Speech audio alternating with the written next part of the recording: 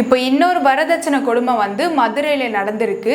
விருதுநகர்ல காவல் ஆய்வாளராக வேலை செஞ்சுன்னு இருக்காரு செந்தில்குமார் அப்படின்றவர். அவருக்கு ஒரு பையன் இருக்காங்க. அவர் பேர் வந்து பூபாலன். அவரும் வந்து போலீஸா தான் இருக்காரு. பூபாலனுக்கும் தேனி மாவட்டத்தை சேர்ந்த தங்கப்பிரியா அவங்களுக்கும் 2017 மேரேஜ் ஆயிருக்கு. இவங்களுக்கு வந்து 7 வயசுல ஒரு பையனும் 5 வயசுல பொண்ணும் இருக்காங்க. இவங்களுடைய கல்யாணத்துக்காக வரதட்சணையா வந்து 60 சவர நகையும் ஒரு புல்லட் பைக்கு அப்புறம் சீர்வரிசைக்கு தேவையான எல்லா பொருளும் வாங்கி கொடுத்துருக்காங்க. இது பத்தாம இப்போ இன்னும் டவுரி கேட்டு டார்ச்சர் பண்ணிருக்காங்க.